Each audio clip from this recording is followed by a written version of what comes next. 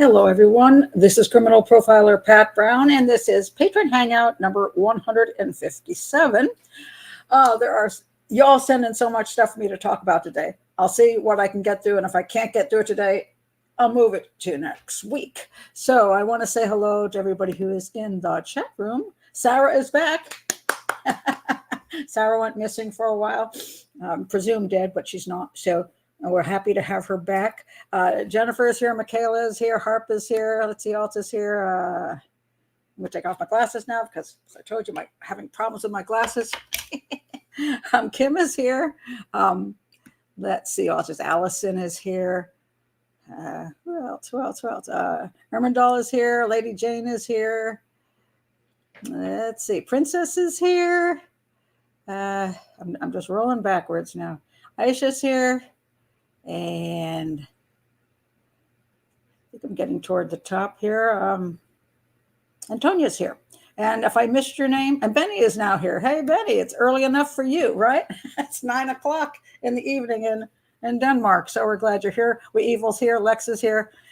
And if you're coming in now and I don't say your name, sorry, but welcome. And if you want to be in the chat room, please do click on the link below and join Patreon. It's $5 a month, and you can come to 8 live shows, 2 every week. 1 is a hangout like this, and the weekend show is a case that I analyze. And you can be part of the community. And if you don't want to do that, that's okay. Please just subscribe to the channel, hit the bell for notifications, check my playlists, and always go to the search engine and put in Profiler Pat Brown and the case you wish I would analyze and see if I've already done so. Or you can make a request for me to do so. Okay.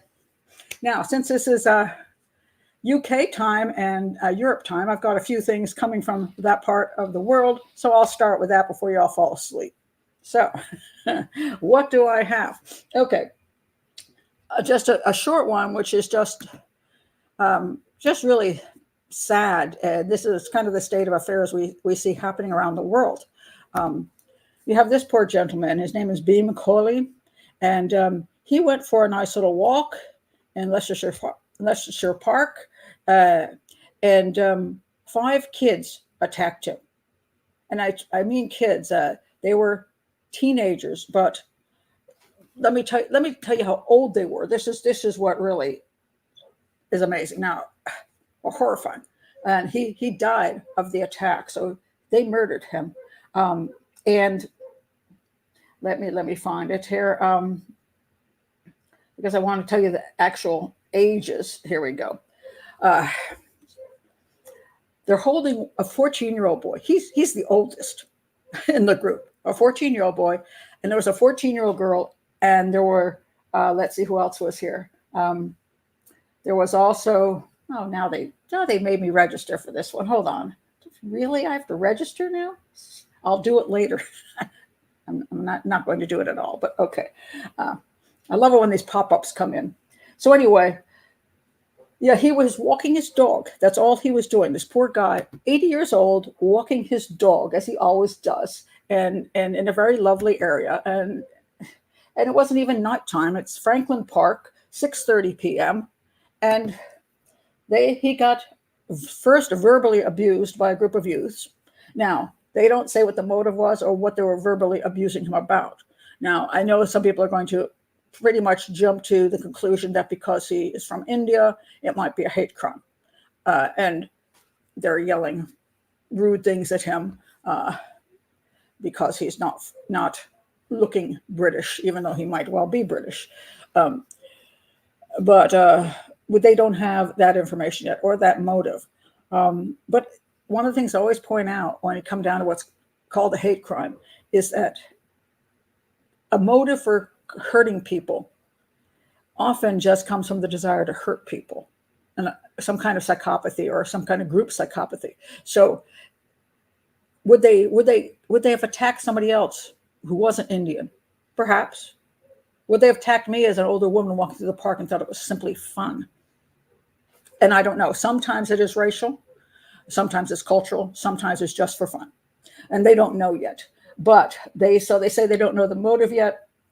But they arrested 5 children, a boy and 2 girls, all 12 years old. and a 14-year-old boy and girl. The 14-year-old boy remained in custody, but the other 4 had been released with no further action. And so I don't know why the other 4 had been released. Perhaps they all said he done did it. They all pointed at the 14-year-old boy and said, he's the one that did everything. We were just standing around. I don't know if they all participated or not. I don't know if anybody saw this, but they did arrest them quite quickly. So one would think that maybe they were seen doing it. They were kicking him. They knocked him to the ground, and they were kicking him in the head. It was just very, very sickening. Let me find the part what they did to this poor fella. They knocked him. They kicked him in the neck. They kicked him in the head, and he died from his injuries. He was alive when they found him, but he died later on. And the concept of not having elders respected, that you wouldn't, even if you hate a certain group of people or just want to be nasty, it always seems kind of horrifying that an elderly man walking a dog is your target. What kind of people do this? What kind of children have you raised? What's wrong in this world? So that's one of them. That's just a terribly appalling kind of thing. Let's have a drink every time Pat says psychopath. Or where's the darn picture? Hey, come on now. You can't have 2 things you're drinking when I mess up. If not recorded it, well, that's a point, Sarah. Sometimes they actually record it so they can put it on Instagram or whatever, TikTok, so they can brag about what they did to somebody. And it's very, very sad. That's all I can say. It's extraordinarily sad. And we see more of this happening in today's world, and it's creepy. So anyway, but that was one thing I ran into that really was horrifying. A second one I want to talk about is, actually, this is not a British crime. It's American crime. But the guy there, the woman then fled to the UK. And it's rather bizarre and horrifying. And it's interesting what the response is from the UK. So this woman, Kimberlee Singler, she lived in Colorado Springs. Looks like a nice lady. Not so much. So what did she do, you ask? She drugged her children and told them to close their eyes before fatally shooting and stabbing 2 of them. Actually, she cut the other one's throat and that one lived. I guess that's, thank God, because that child could identify what happened. Days after the lifeless bodies of her children, 7 and 9, were found at her home, she was arrested in London on December 30th after flying to the UK. Now, this is actually a story from December 30th. I'm trying to figure this out. Wait a minute. When did this happen, actually?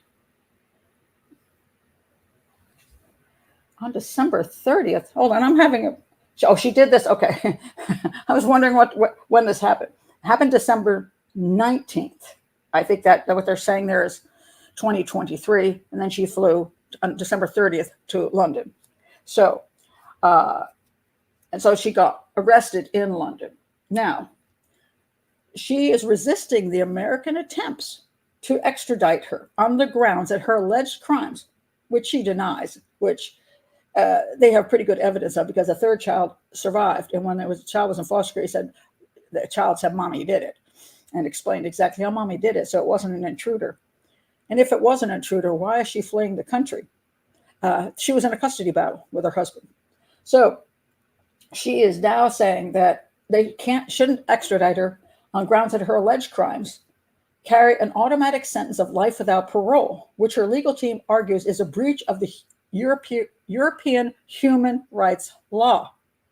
So I don't know why life without parole, Europe and the US have a different way of thinking, at least legally at the moment, that if you murder your children, life without parole seems pretty good to me. But she said, so this is supposedly what happened. She's also charged with attempted murder of the third child, who survived despite serious injuries and was told to lie about the ordeal. The surviving child told police the perpetrator was a man who entered the home, but later told a foster carer that her mother was responsible for the attacks. Singler said that God told her to do it. Oh, so now we're going to go with I was psychotic. because I've said over and over again, people fall for the females being psychotic, not so much for the men. Man goes and stabs up his kids, and they say, "Oh, you just wanted to run off with that stripper, right?" Well, a woman stabs up her kids and kills him, and she's just, she's got mental problems. So, but she, of course, told her kid to lie and everything else. So, anyway, so what happened was they're saying that there was an acrimonious custody battle between Singler and her children's father. She had been ordered to transfer them to his custody, but failed to do so. On December 19th, the day after a court order was issued, police responded to an emergency call at Singler's home and found the 2 children dead. She shot the first child in the head and stabbed her in the neck. She shot the second child in the head and stabbed her in the neck. She attacked the third child in the neck with a knife, causing serious lacerations. So I guess God told her that since instead of going to the custody hearing, why don't you kill the kids? Okay. So they found the live rounds in the house, the spent cartridges in the closet, as well as the gun that had been handled by someone who had blood on their hands and a blood-stained knife. In the kitchen trash, there were 2 empty bottles of sleeping pills. There was no sign of a break-in. Surviving child said she told all the kids to shut their eyes. She guided the first 2 children to the bedroom, and then she approached the third child, told her to close her eyes, and cut her on the side of the neck. So Smith argued that there was no barrier to Singler being extradited in human rights law because crimes in the U.S. can be commuted by the governor. So in other words, that's interesting. So even though the European idea is that no one should have life without parole, because we've had these governors and other people just suddenly go, okay, you're exonerated. Therefore, it's not really life without parole. There's options. So a life sentence, which Singler is almost certain to receive, should not be a barrier to extradition. Yeah, okay. And finally, it says, let's see. The UK has 63 people under life sentences, while the US has 49,000. And then this is Fitzgerald, who is her attorney, argued that it would be unlawful to extradite someone who faces life without parole without considering any mitigating factors, like she's psychotic or God has told her to do it. Are those the mitigating factors? That she didn't want to give her kids up? That she wanted to take revenge on her husband? How much? Those are your mitigating factors. Okay. Here is a person with her first offense. Oh, okay. That makes it much better. If you only murder your children once and didn't ever do anything else bad, we'll forgive you. A devoted mother. What was she devoted to? I'm pretty sure she was devoted to herself. Who does this out of the blue? No, she didn't do it out of the blue. She did it when she didn't want to give the children to her husband. Are we to say that this mandatory imposition of the sentence of life without parole would be fine? Yes, it would be very, very fine. So, unless you can really prove that she was psychotic at the time she did it, didn't know what she was doing, but since she controlled the whole situation, then told her child to lie, and then fled the country, I'm pretty sure she knew what she was doing. She was not legally insane. So, unbelievable. So, hopefully she will be returned to the U.S. and will be found guilty and put away where she needs to be. So,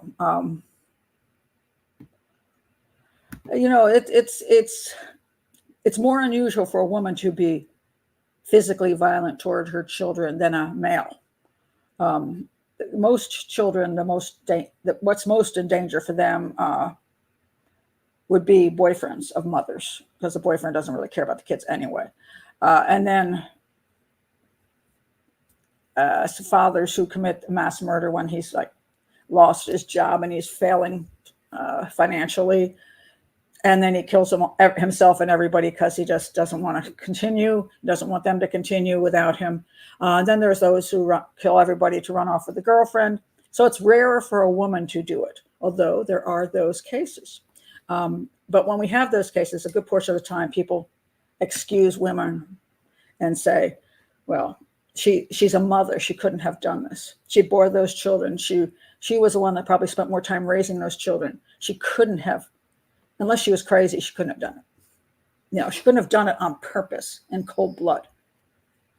And yes, women can do that. So it's unfortunate that people don't seem to understand that. And, yeah. Sadistic and selfish. Yes, very much so. Very much so.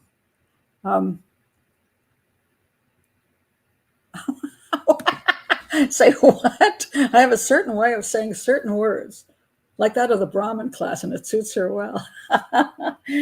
I don't know. No, I've been called less than professional many times for my language use. So, but thank you. Here you've got a couple here: Diane Downs, Susan Smith.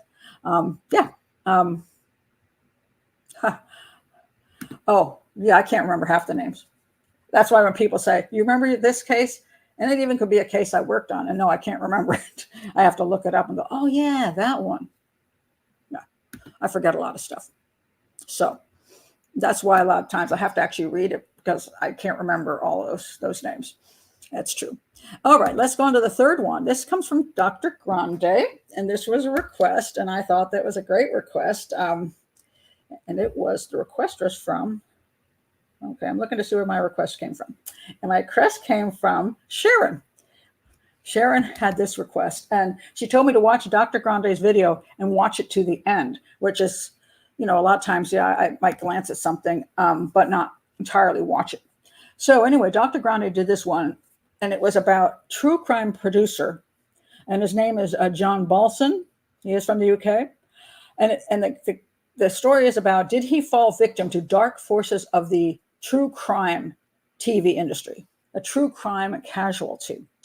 And it was quite interesting. He apparently worked in true crime as a producer for years and years.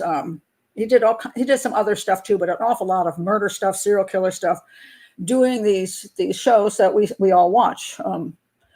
And he started having some physical issues. He started having like shiny, like flickery things, which in my opinion is migraine, because I have that aura. I've had only one complete migraine in my life, which was horrifying and terrible. But before that, I get like a tail of a kite, and it's very shiny and pretty, except that my vision starts getting blocked, and all of a sudden I realize I can't read the print on the page because there's pieces missing, and I know that this is pre-migraine. And so then I race and I drink a ton of water, take Excedrin, and usually try to eat some salt and sugar, and just put on some eye coverings of some sort, and lay down and hope it goes away before it gets to the real point of being extreme pain and I start throwing up. And I only had that happen once. I only got to that point once, but I think that's what he was experiencing. And he went into the doctors, and they didn't come up with anything. And they started throwing medications at him. Then he started having other weird issues and it's explained on Dr. Grande, so I'll link it. And just walls moving, and he started getting panic attacks. And then, of course, he thought maybe it's something mental. And so he went to try to get some kind of help, mental health therapy. And basically, the whole description Dr. Grande gives of the system, the medical system, and all of that just was horrifying. So he just kind of went downhill, worse and worse and worse with everything. And meanwhile, he was having issues over whether he should stay in this true crime business, because are we really doing anything useful? I feel like I'm ethically not doing something good. We're just all here for salacious stuff. And, there's not real time to put proper stuff together and the facts. We're just throwing stuff out because it's like an addiction for people. And he started getting unhappy with the life, both the material that was being put out and also the massive amount of pressure in the field, and the difficulties of maintaining work, getting work, because it's a tough field. And so he committed suicide, and just finally gave up and said, I can't take it anymore. Now, the question was it the true crime industry that killed him, or was it was it something was happening in his head, the condition he was having, the pain and the suffering he was going through from the physical part? Was it the medical system that did him in? But Dr. Grande, I agree with his conclusion on this. He believes it was a physical condition that caused a massive amount of stress and emotional issues, and that yes, he was thinking about changing fields because of the stress from that. So the stress could make things come on too. But Dr. Grande's thing was, no, it wasn't that you were involved in a field about murder. So this was the thing. A lot of people were saying, there's been way back. I remember there was a whole push, and it was called, we need to get rid of murdertainment, that we're being entertained by murder. And that is true. People are very entertained by murder. They watch serial killer movies, and they watch one show after another that has people being murdered, and they watch true crime shows where people are murdered, and it isn't for education. And that was the part that he was complaining about. He thought it wasn't educational enough, that was just entertainment, and it kind of disgusted him, I think.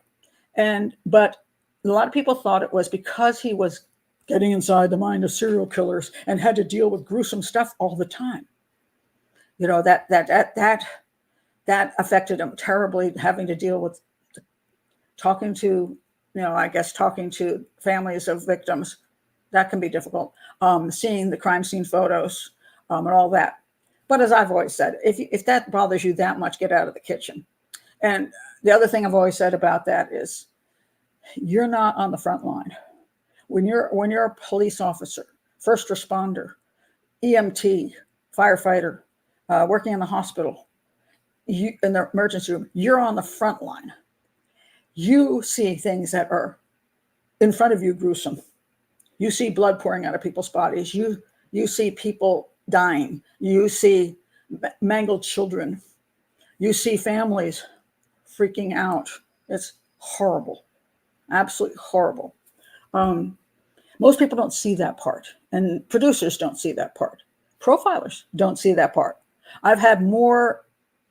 The only thing that ever stuck in my head that's ever like a video in my head came from when I worked in the hospital emergency room, because that was fresh and happening then. I can look at all the pictures in the world, and though I feel sorry for the families, and though if I talk to families, yes, I sometimes feel the emotion of, I feel their pain. But we're not all getting in the minds of killers, and because we see blood and see some pictures, we're going to lose our dang minds. And if you're that very, very sensitive, you don't work in the field. So no, I agree with Dr. Grande. That was not the issue, okay? That was not the issue. I think it was a physical, maybe stress brought on some of it. Maybe the physical stuff brought on more stress. Who knows? But whatever it was, just became too much for him. The stress of the life makes more sense than the actual material. And the pain and all the panic attacks and everything. So I agree with Dr. Grande? No, the true crime itself, the material, wasn't what killed him off. But the working in that field can be pretty exhausting and rough. And so that was the main part of his video. And I'll just check with you here for some comments, and I'll tell you what the rest of his video was about.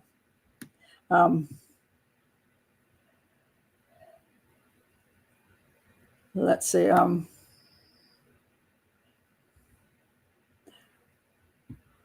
Oh, really? I get migraines without head pain. Interesting. Yeah. Don't argue about symptoms, folks. This is about true crime here. It's not about arguing over those kind of things. But the true crime, watching all these shows. I say this to people all the time. For people who are especially outside of the industry, when you spend all your time watching murder show after murder show after murder show, and you don't watch heartwarming stuff, it's not exactly healthy. I will say that. I think it's unhealthy. And I think you should only do a little bit of it. You should pick the best things that really, like remember the old Agatha Christie's where somebody got killed, but it wasn't big and gruesome. It was the puzzle. That was what always interested me. It wasn't watching somebody being stabbed to death. I don't need to see that. And most people don't need to see that, but they watch that all the time, and they watch too many shows when they start thinking that they get up in the morning and everybody's being murdered around them. Not a healthy thing. So I agree that for regular people, I think it's more of an issue of how it affects their happiness and their feeling toward other humans and the beauty of life. So I think one has to be, yes, thank you. All things in moderation. Yeah, very much so, very much so. And quality. Try to pick things out that are quality, okay? So I think that's important. Now to the other part of his commentary, which was kind of funny. And that's why I was told to watch it to the end. He said that he had been invited to do documentary work. So he would work for, like, this producer might have called him up and said, hey, can you be in the show? Because we want a psychologist to talk about the criminal or whatever. The same thing he does on his own show, but for the documentary channel. And he said he was willing to do those things, but that they don't pay people that come in for that. So let me see exactly what he did say. He said, yes, he said he was an unpaid contributor in true crime shows. He said that he would travel hundreds of miles, sometimes a couple hours of whatever, 3 or 4 hours to get where he's going. He'd sit down, do his part, and they wouldn't pay him for his appearance. But they told him they would pay him for his expenses. But then when he got finished, a lot of times they didn't send the money, and when he'd email, he never got a response. So he got kind of fed up, and he says contributors never get paid. And he said other companies also, they would call him up, use them for research, and then vanish. They don't use them in the show, and they just use them as waste his time. And he says he feels like he was getting ripped off. And he said he would still do interviews, but only in his home. But I guess he's saying that he'd still do it for no compensation, which is kind of funny because he says, I'd rather be on YouTube. Well, yeah, he's making a fortune on YouTube. He's one of the top YouTube earners. He's way above me. He's making big bucks on YouTube. If I were him, yeah, I would tell those documentary people to screw off, because I'll tell him this, Dr. Grande, this is for you. Somebody can let him know. Contributors can get paid. I've always been paid to be in documentaries. Do you know why? Because when they called me up and said, oh, we don't pay people to be in, I go, excuse me, you get paid to do your job. You're going to make money off of this documentary. And you're asking me, a professional expert in my field, to work for free? Yeah, that's not happening. They would say, oh, we'll pay for your plane flight. We'll fly you to California, put you up in a hotel for a night. Oh, that's just what I wanted. 2 days of miserable travel in coach. And then when I get to California, I get to stay in a hotel. Never been in one of those in my life. Oh my God, that could be exciting. Then I get up in the morning, do the show, because you don't pay for 2 nights. You only pay for the first one. Then as soon as I do the show, you put me on some flight and I come in at midnight. No, I don't want to do that for nothing. Are you out of your mind? So if they want me to fly distance, I tell them, well, first of all, I don't really want to fly coach. Secondly, I want to be paid for my travel days. If it's 2 days worth of travel, because from Maryland to California, we're talking 5 to 6 hours at least on the flight. You got to be there 2 hours early. That's 8 hours. I got to get to the airport. That's 9 hours. Got to get back. You see, 9 to 10 hours each way. I'm going to get paid for that, or I'm not coming. So I have always gotten paid for documentary work because I refuse to do it otherwise. And a lot of times I do get dumped. They're like, okay, well, thanks, Pat. Bye. Or we'll talk to my boss about it. And I never hear back. But I'm not willing to work for nothing. You're making money. If I were working for something that was totally a volunteer project that had some kind of great meaning, yeah, I'd do it for nothing. Occasionally I do TV, very occasionally anymore, because I don't get paid. I used to get paid, as most of you know, only because I had them use my car service, which is me driving myself there and back at $80 an hour. I got paid. Most people who are on these shows, Nancy Grace and all that, never got a penny. They got a limo, picked them up. They went to the show. They got nothing. They came home. That was it. Never got paid. And I said, I can't keep doing this for no money. So I developed the always available transport service. I got paid. But now that they do everything by Zoom, I'm like, yeah, heck no. I'm not going to do the research, put on my makeup, sit here, wait during your show to be somebody to come to me for 1 minute. and then you're going to make money and you're not willing to pay me. So I won't do it unless it's something very specific, something, the Rachel Morin case that was nearby. The family asked if I would do the profile for the case and present it on television. I did that for free because I was doing something for the family. So on occasion, I did the one on Madeleine McCann recently on News Nation, I think it was, because they didn't realize I was going to actually tell the truth on there and actually talk about the things they didn't want talked about on TV. So I did that one. But no, I'm not going to do documentary work and not get paid. So next week, I'm doing documentary work. And originally they asked me to come to California. And I said, unless you pay for the travel days, yeah, I'm not doing that. And so they said, okay, we'll send it. We'll have a team come to you. And they are showing up next week. And I said, and this is my appearance fee for each one of the shows. And I need $100 because you never have makeup. I have a makeup artist down the street. I'll pay her $100 and I need my makeup done by her. So send me the total and I have to have it before I even do the show. I don't care if you sign a contract that says you're going to pay me, because I know a lot of times these companies do not pay. And you can send those emails and emails and emails, but you never see the money. And I'm not willing to play that game because I can't afford to sue them. And they know that. And so in order not to get ripped off, I'm like, pay up front. I will show up. And if I have no reason not to do the show once you've paid me. I mean, it's fine. I mean, I don't mind doing it, but you will pay me first. And they just wired me the money. So Dr. Grande, yes, you can get paid to be on in documentaries. They will pay you because you're well known enough now that they would certainly pay you for your time. Now, whether you feel any need to do it or they prefer just to do YouTube, I see your point there. I prefer doing YouTube because doing television work, documentaries, it's tedious. It's not fun. Everybody thinks it's fun. It's not. You have to, you're sitting in front of that camera and you have to try to answer the questions. And then if it doesn't come out right, you got to say it over again and over again. And then you got to look at your notes and try to get that over. And you do that for hours and it's not fun. So, so I can absolutely, since he's making as much money as he's making and has he's Dr. Grande, I tell him to not even waste his time with documentaries. But you can get paid, Dr. Grande. They'll pay you.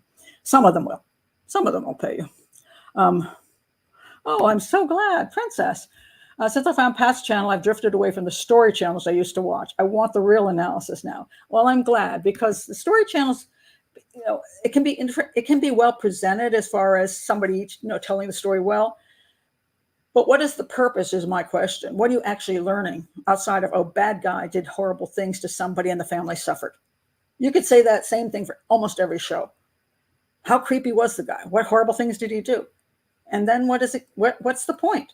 So to me, I do like an analysis of some sort from whoever is doing the show, not people who aren't professional, mind you, but somebody who is in the business, a detective, a retired detective profiler, somebody who's going to give some, and Dr. Grande, I mean, his true crime stuff, well, he's really a therapist. So a lot of times I don't think he analyzes the evidence properly. And I don't think he puts a great deal of time into studying.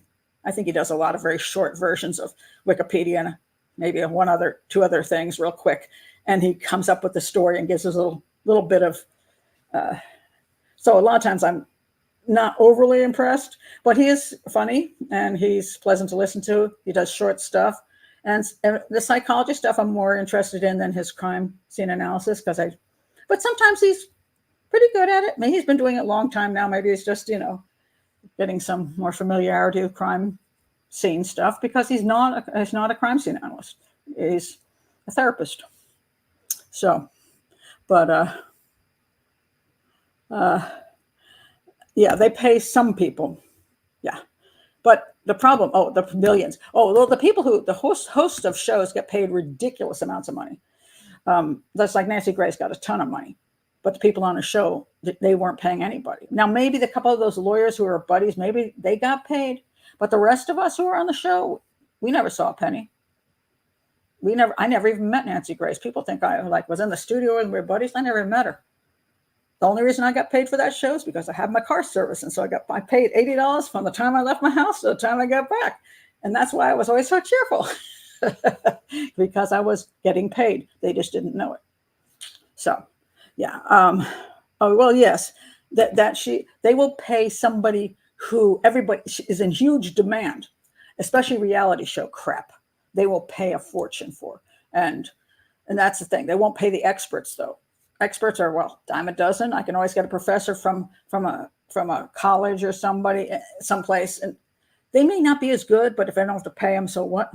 So, and there's enough people who want publicity. They're trying to sell a book, and they think if they can get on television, they can sell the book and get known. You can get some publicity from it. It's true. I got known through television. I don't think it did a lot for my books, but it did help me get an agent and get a publisher. So I'll say that. It just, the publicity itself wasn't so good. Even though I had like the Today Show showing my book, it still didn't sell that well because I didn't get all the reviews from the New York Times and Washington Post.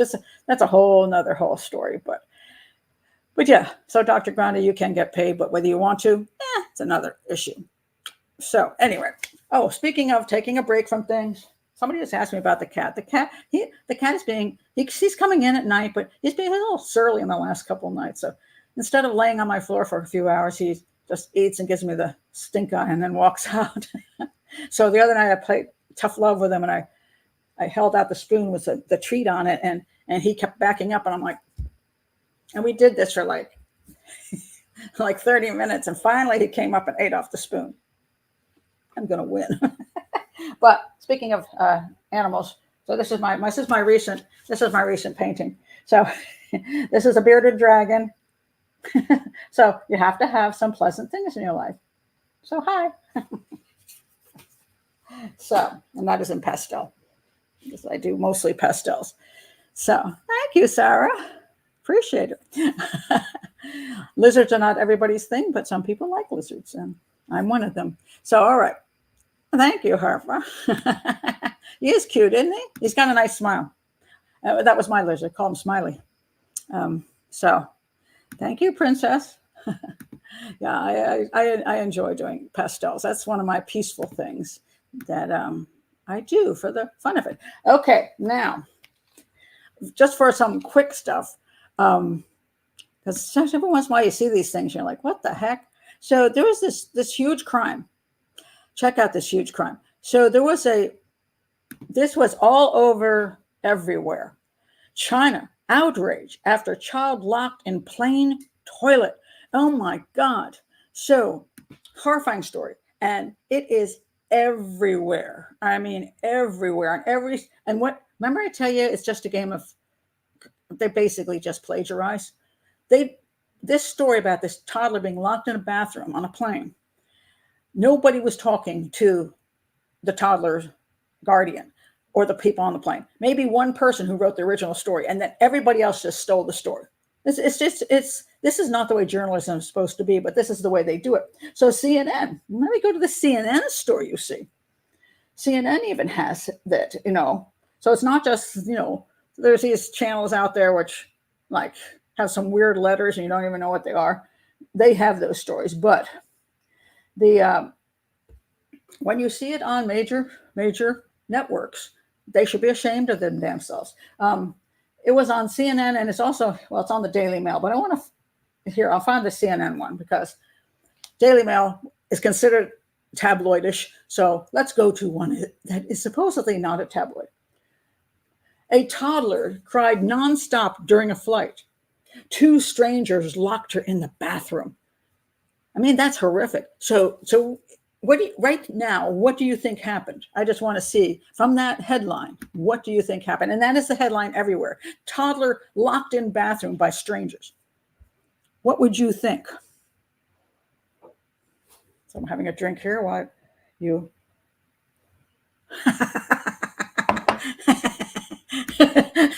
Stefanka, who hasn't wanted to lock a child in a toilet at least once while on a long flight?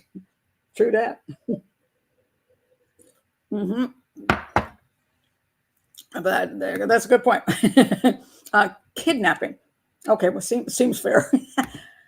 Sarah says kidnapping. Yes, the way this is presented. 2 strangers locked her in a toilet. Oh, what the heck? Because she cried and it got annoying. So they just locked her in the toilet. They grab the kid and do that?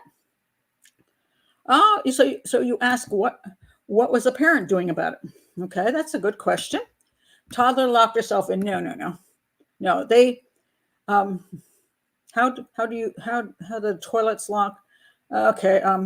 Okay. Here's a good question. Here, you're good detective, Armandale. Where's the toddler's mother? She just let a stranger take her baby off to the toilet? Well, wouldn't that be a little odd that the child is just taken away without permission, right? So how do strangers access the kid anyway? On a plane.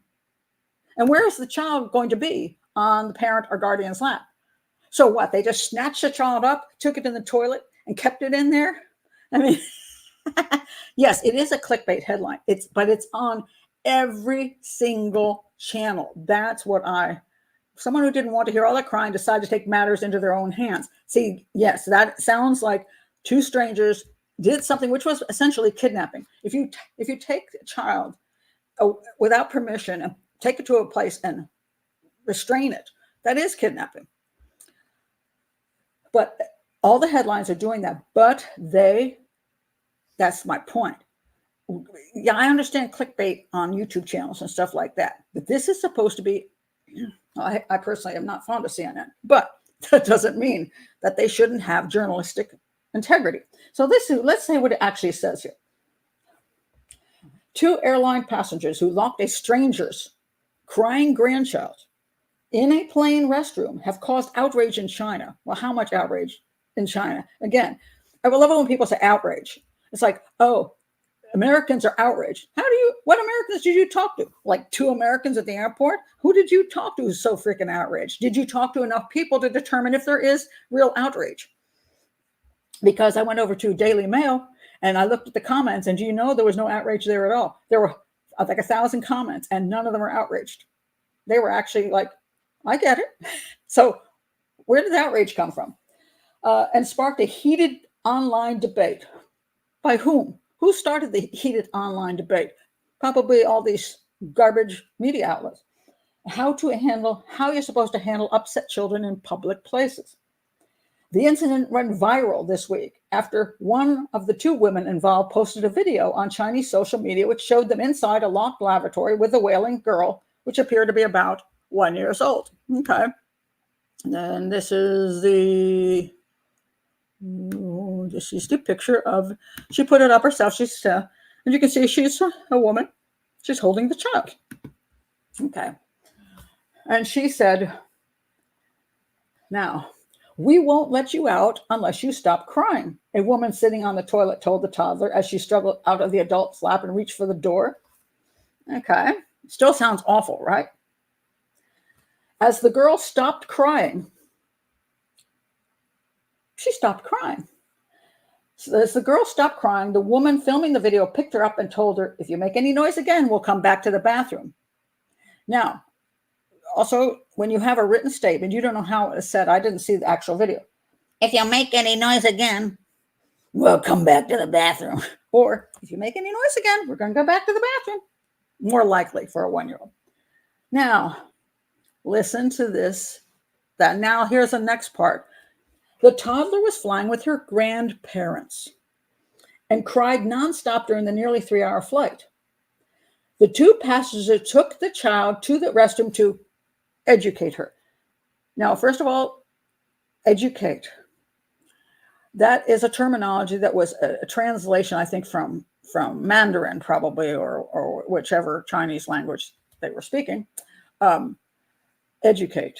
And educate is not necessarily a mean thing. Educate, like I'm sending you to an education camp. Educating a child can be disciplining a child. It can be helping a child understand. It can be, there's a lot of words you could use for it. It isn't necessarily a mean word. But when you use educate and say 1-year-old, people think, oh, you're being outrageous. And then listen to the next thing. With her grandmother's consent, the statement added.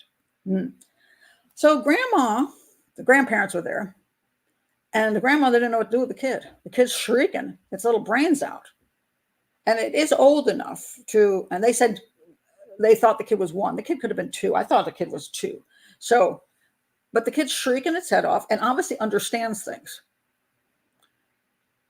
The grandma didn't know what the heck to do. She couldn't figure it out herself. So the two strangers said, can we help you out? Because everybody's losing their minds here. They're putting stuff in their ears. Everybody's getting very upset. She's, when kids start crying and go into these tantrums, they will continue in these tantrums, wearing themselves out. And it doesn't make them happy either. They are miserable little creatures. They make everybody else miserable. So she said, can we help you out? And apparently the discussion was, yes, you can. She was given permission. This was no kidnapping. She had the right from the grandparent to take the child to a quiet place away from people where then they could do something and say, hey, we're going to sit here. It's called a timeout. Has anybody not been in a restaurant? Your little brat kid started being a jerk and you said, okay, and you pick the kid up and you take it out of the restaurant, and all the people in the restaurant or in the movie theater, they're like, good, get the kid out of here. You take the kid and sit him in the car and you say, we're not going to go back into you. Stop it. And the kid stops it. And then they go back in and they learn their little lesson. They're educated that you can't behave like this around other people. You drive them nuts and it's not a right thing to do. So you teach the child. This is absolutely perfectly fine. These were women. The grandmother gave the permission. So as the child sees that these are, they are strangers to her, but they're ladies. It's like a teacher or something. They took her into a quiet place and they say, we're going to stay in here, locked in the bathroom. They didn't have to lock the door. The kid's not able to figure out how to open the door anyway. So they're not locked in there. They're just sitting in a quiet room until the kid shut up, which she did. And then, amazingly enough, they took her out of the thing and gave her back to the grandparents. And that was it. She was in there a very short period of time. And then it says here, a day later, criticism mounted. The airline's customer service department apologized for the incident and the oversight of the crew, adding it condemned the two passengers' behavior. So this is what people are being pushed into these days. This is nonsense. Oh, unbelievable. And this person says, adults in their 30s can have emotional breakdowns, but people don't allow toddlers to have theirs. I'm sorry, still. You don't let your toddler have an emotional breakdown in a public location where they drive everybody freaking insane. Take your toddler out of there. That's your job as a parent. Take your child away to a quiet place and tell them to stop. I don't. And so the funny thing is, over on Daily Mail, everybody's like, I think those women did a great service to the grandparents, to the child, and to everybody on the plane. So who's making a big deal of this?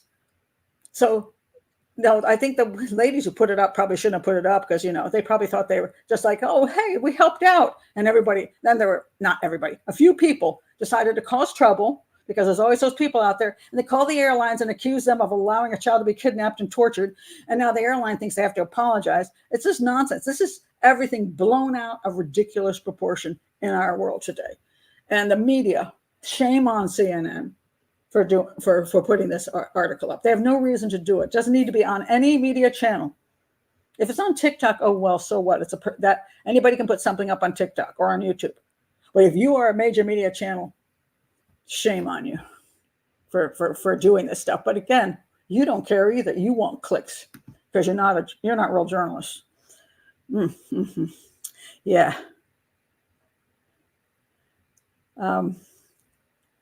Yes, they do play a huge part. Toddlers don't have breakdowns. All they know is that they're not happy or they're frightened of a stranger. She wasn't frightened of a stranger. She maybe her ears were bothering her on the flight. But the whole point is it worked. It worked. And I have been on flights where toddlers are kicking the crap out of my seat. They won't shut the heck up. They're obnoxious as all get out. And they don't have to be. Because I've had 3 kids. I have taken tons of places. And people always said, your children are so well behaved. Well, you know why? Because I don't let them do crap like this. I would take them out and have a quiet time somewhere and say, we're not going back. And if I have to sit in the car with you and miss my movie, I guess I have to. So in other words, if you can't control the child, you shouldn't take them to those places. That's my opinion. You don't take a small child into a theater where somebody is a 2-year-old child to a theater where they're going to be bored out of their minds and people have paid $100 for Broadway show. That's just wrong. And if your child is there and is dead quiet, fine. But if your child makes one bit of noise, you should pick that child up and remove it from the place, because that's your job as a parent. You shouldn't force out everybody else to have to suffer because it's just a child. Get out of here. Get out. I'm definitely child shaming. I'm parent shaming. I'm parent shaming. Yeah. No, the child stopped crying. See, this is the problem. It doesn't, let's say your child does have autism. If your child cannot handle being on a flight, you don't take the child on the flight. It's that simple. People don't have to fly places with kids. They don't, most of the time. Sometimes people have to drive because their child is, for whatever reasons, their child cannot function on an airplane or on a train. So they keep them in their own car. They're the ones that deal with them. They don't inflict them on other people. They can do what they need to with their child. If they need to stop and take their child and let their child run around in circles outside the car, so they do that.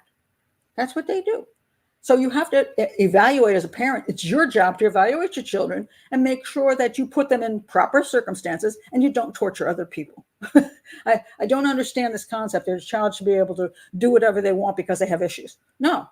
If your child has issues, you're going to have to work with those issues and make sure the child is, like, sometimes you just have to homeschool. I did homeschool all three of my kids. Not that they weren't problematic for society.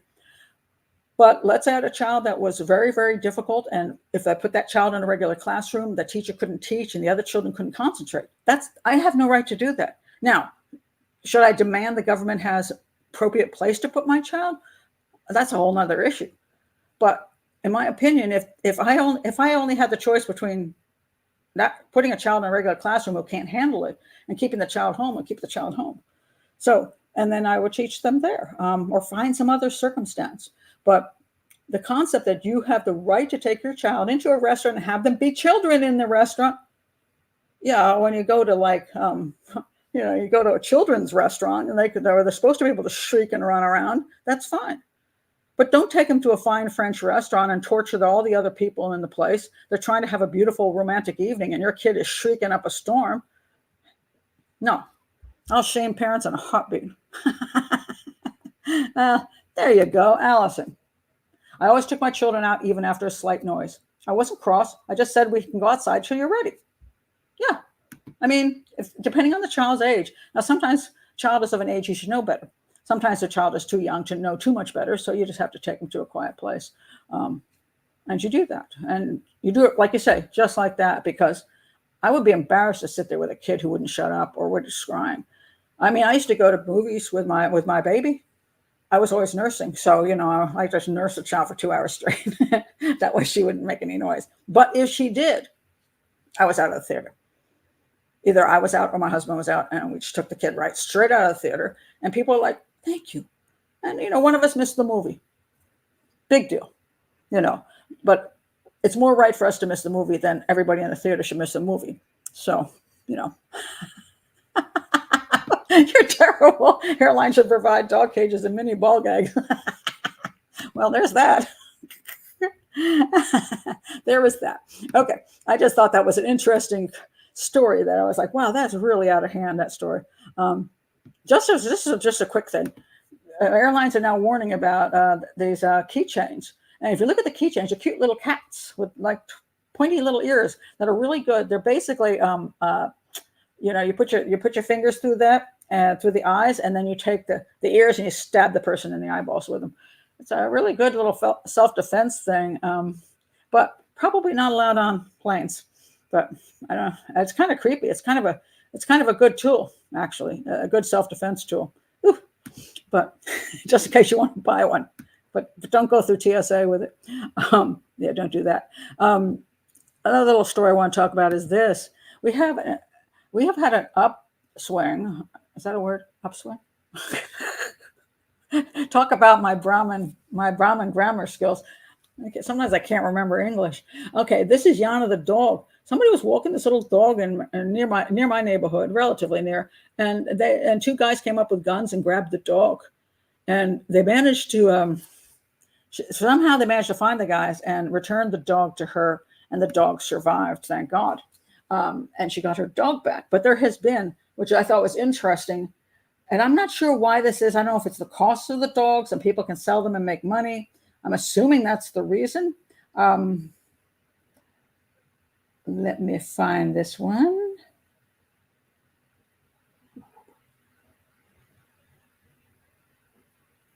Oh, great. I have lost one. Darn it all. How did it disappear? Must have accidentally clicked on it. But there has been an upswing in dog snatchings. And some of the people have gotten their dogs back. One woman they found her dog dead. It was an expensive dog, so they were probably trying to sell it. But one of the most interesting things was there was this. I'm sorry, wrong one. This guy. This one. I talked about this case a long time ago. That this was supposedly the dog was being had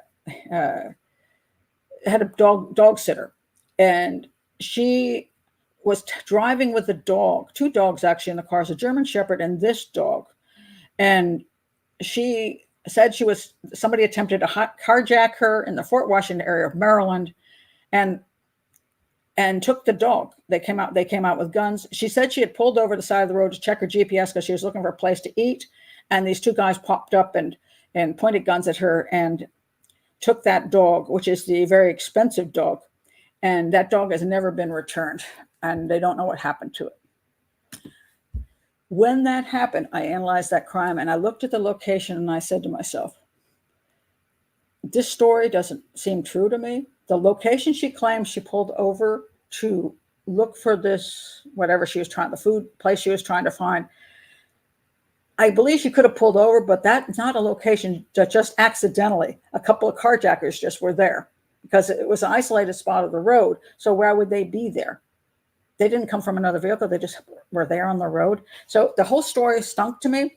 And I said quite a while back that I think that they need to be checking into the woman and see whether she's getting a cut on the sale of the dog to these carjackers that stole the dog. Didn't steal the car. So it was dog nappers, you know. And interestingly enough, I was just on Reddit, and this came up, and I was reading different people's opinions of the dog being snatched. And near the bottom, a year later, the person came in and said that I am the owner of Duke, the dog. And yes, we are checking out some other possibilities of actually what happened. So I'm going to say, I don't think this was anybody, complete strangers of this woman who was watching the dog, just happened to, point guns at her and steal the dog. Didn't buy it then and don't buy it now. So yeah, I guess expensive dogs can be a problem. So yeah.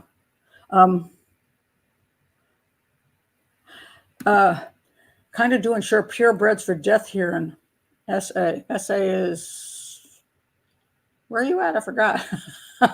For SA. I'm trying to think what that means. Tell me what that means, Aisha. Here, Lisa says a Schnauzer is a dog breed type that originated in Germany. Yeah, and it's very expensive. It's an expensive dog, and a very beautiful dog that was. Do they insure horses? Do they insure purebred dogs? I suppose it just depends whether it's worth it to you. And most of the time, people don't think their dogs are going to be kidnapped, especially, pet insurance fraud.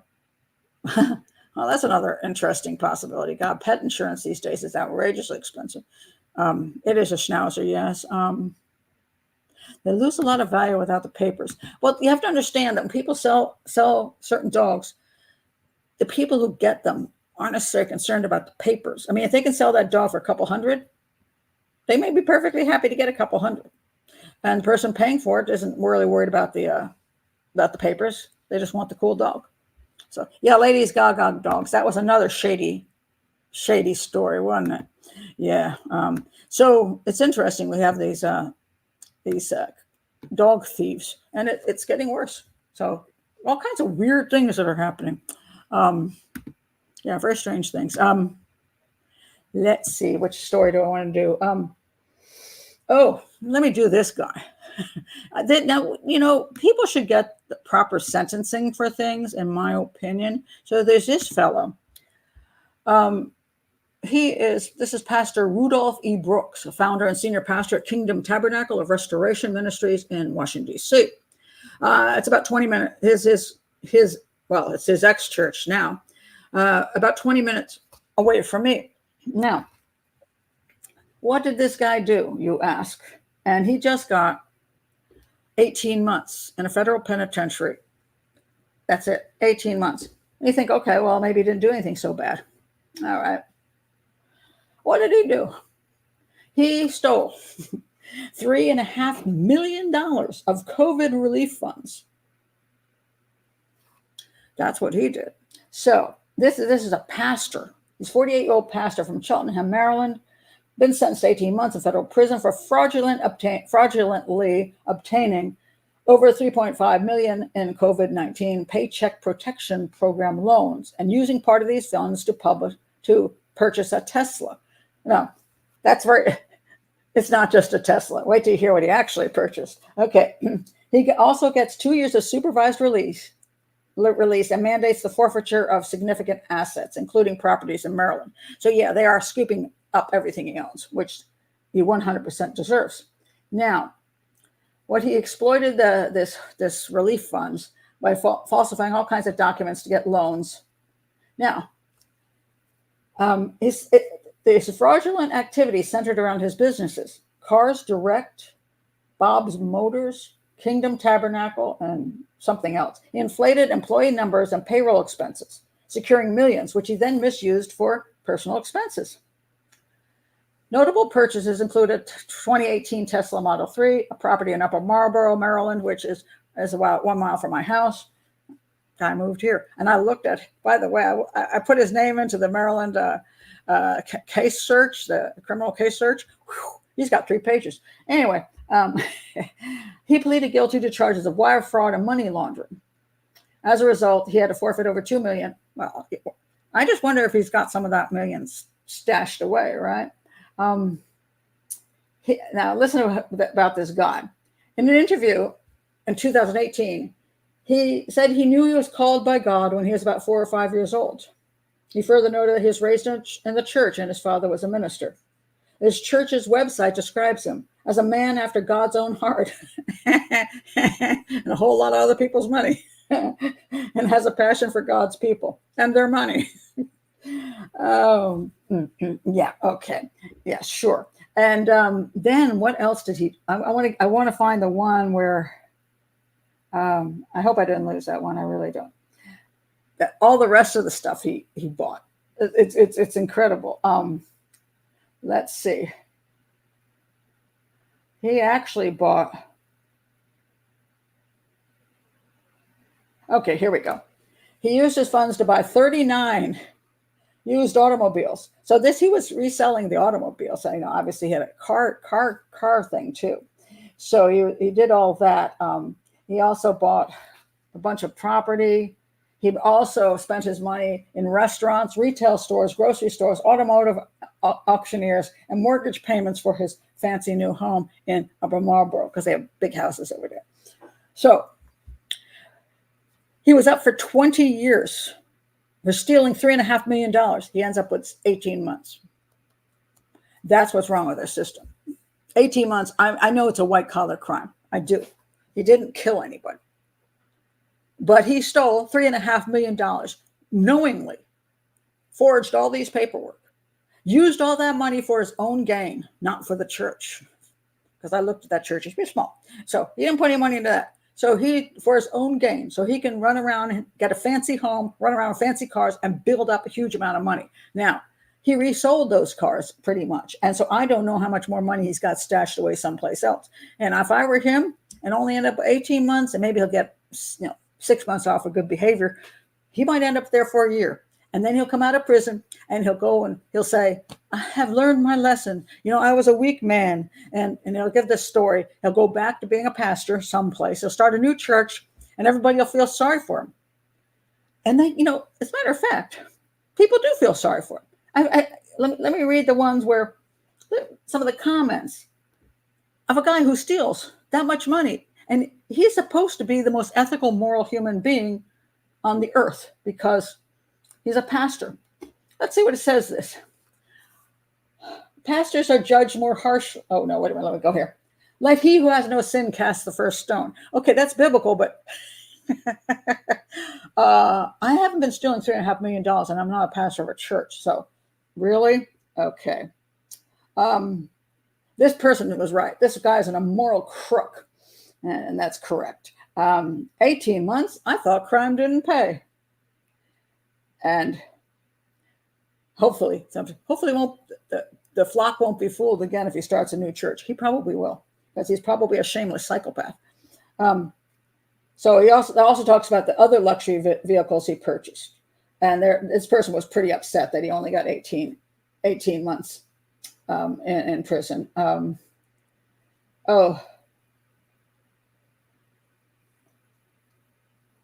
So anyway, but I just find some people are actually going, well, it's not that big a deal. And I think it is. I think it's a huge deal. I think a lot of white collar crime gets so little time. And when they stole from the citizens, it all comes down to the citizens. It was your money they just stole. If you live in the U.S., you stole your money. We were going through COVID. A lot of people weren't able to work. They weren't making any money. Life was really tough. And he stole your money.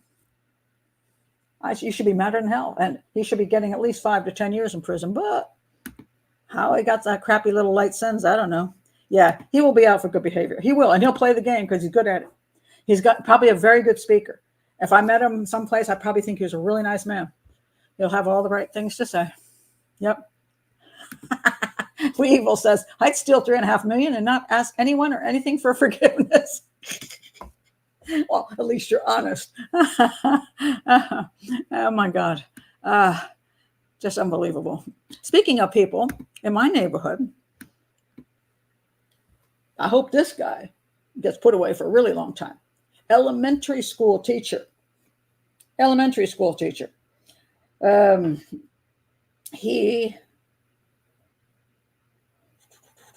a second. Hold on. And here we go.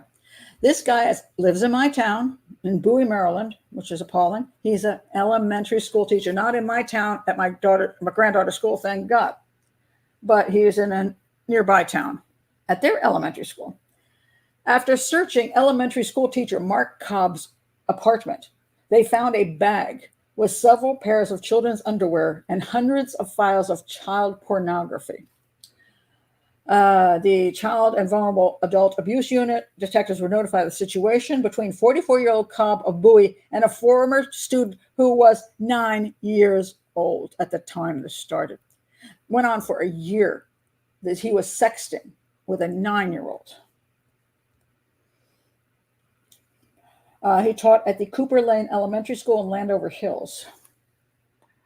He asked for sexually inappropriate photos of the victim. So he's a teacher in the school, and he is actually asking a 9-year-old to send naked photos or whatever, sexual photos of themselves. 9 years old. He waived his bond, hearing he'll stay in jail and be held without bond. Good. He faces 11 charges, including 9 misdemeanors for possessing child pornography, misdemeanors, and 2 felony charges of sex abuse of a minor. The felony charges alone could carry up to 25 years in prison if he is convicted. All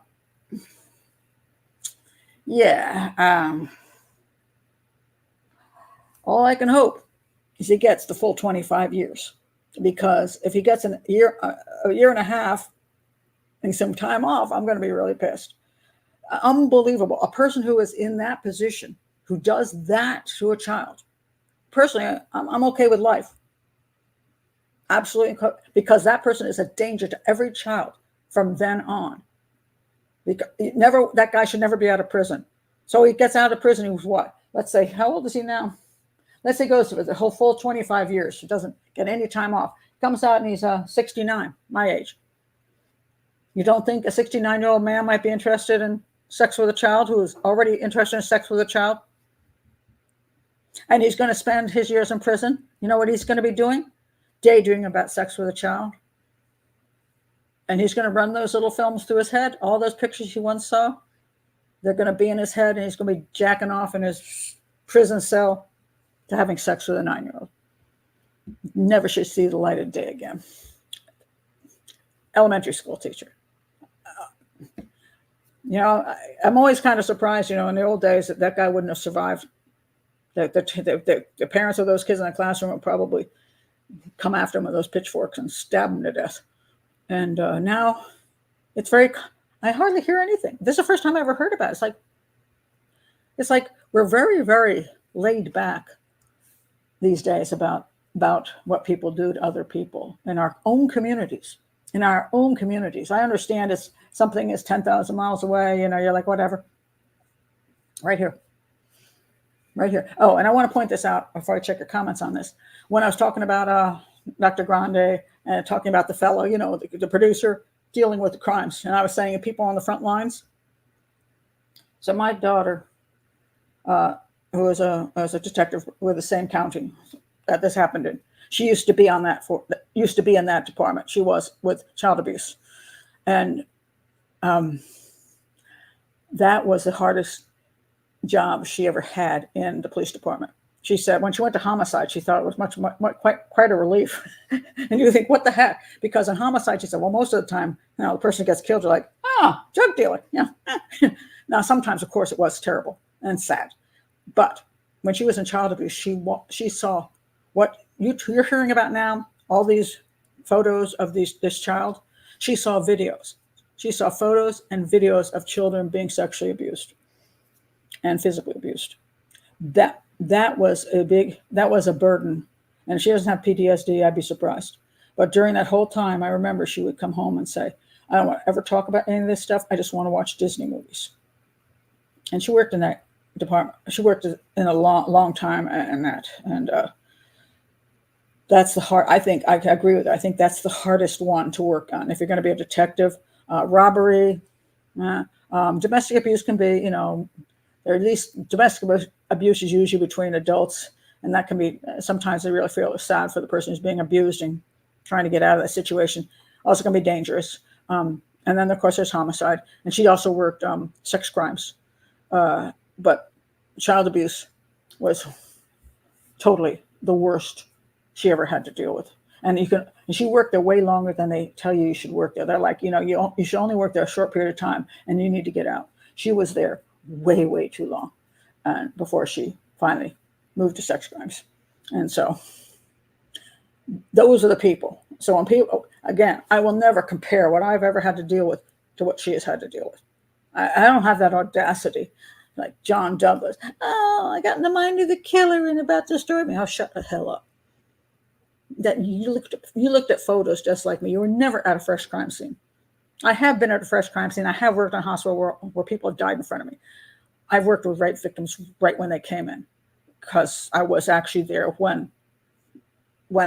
just at the beginning of everything, not from a homicide, but from sexual assault. But you, John Douglas, were just flying around and staying in hotels and drinking too much. So, don't tell me that you suffered the same way somebody who works on the front line suffers and deals with. And that's why there's a lot of PTSD with people dealing with this kind of thing. It's right in front of your face. You have to see it and you can't get the picture out of your head. Not good. And we should have nothing but great compassion and appreciation for every police officer and detective who has to deal with this. It's way worse than anybody has even a clue, because they don't talk about it very much. They do it on a daily basis and they don't talk about it much. So, yeah, really rough.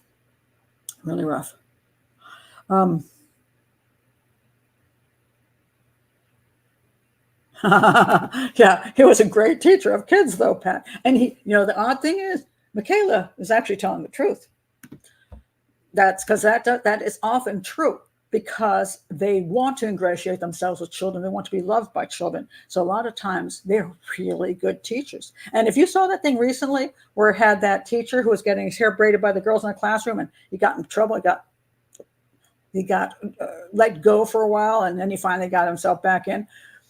And he said, I never thought a thing of it. I just, I like to reach out to the students and blah, blah, blah. And I'm looking at it going, that bothers me too. You should know where the line is. And I saw him doing things in his TikTok videos that I find concerning for a teacher working with teenage kids. I don't think they should have had him back. But he said, hey, he just wants to help students, and he's really cool. I'm going to say that I liked him, unless I saw these few things which made me go. Other than that, I liked him. He was funny. He was a great science teacher. He liked animals. He likes lizards. I mean, I liked him. He's a good-looking fellow, just very friendly and super, super nice. But then I wonder, why are you allowing these certain things, and why are you saying these certain things in your TikTok videos which are sexual that your teenage students can see? I have issues with that. But yes, he's very nice, and probably he looked like an excellent teacher. So you actually are correct, probably. And that's the cover too. You don't want to be a crappy teacher. Nobody likes you. Then they're going to, a lot of teachers who are totally innocent, the students will say, he touched me, when he didn't, just because he didn't give them an A on the test. Teaching is a crappy profession for that these days. You know what I mean? You try to be a good teacher. You try to really teach the kids. You try to be a little bit of a disciplinarian, try to make sure they do their work. And then you get accused of sexual assault when you didn't do it. But if you're an actual pedophile, they all love you. So, yeah. I think the hair braiding thing, was weird. He was probably lonely, allowing kids to fill a void in his life, but it is a dangerous line. And if you saw the other ones he had on TikTok, where he was shirtless and saying to the girl, making sexual innuendos with the girl, and it was creepy because it was a teacher. The sexual stuff was there. He was basically talking about sexual acts with this woman while he was pretending to, she was like working on her engine or something. And making these sexual innuendos. And if it was just for adults, okay, yeah, you're being funny, making little sex jokes. Your students are seeing this and they're 14 years old, it's not cool. And they had total access to it. I would have fired him. The minute I saw that, I would have fired the guy.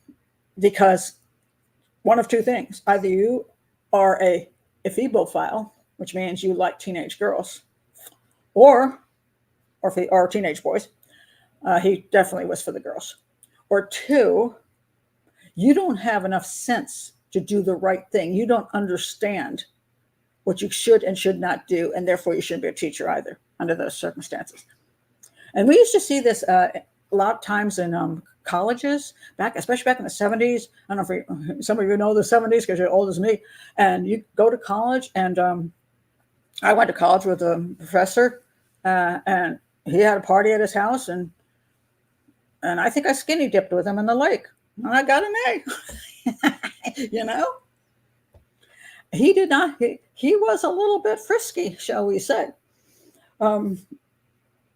And it was sort of cool at the time. People smoked a lot of weed. They thought teachers who were like open, free, throwing off all those, whatever. So you saw a lot of teachers in certain colleges, especially certain very open kind of colleges. I would say liberal colleges, liberal in not in political necessarily, but liberal in just the lifestyle type of thing.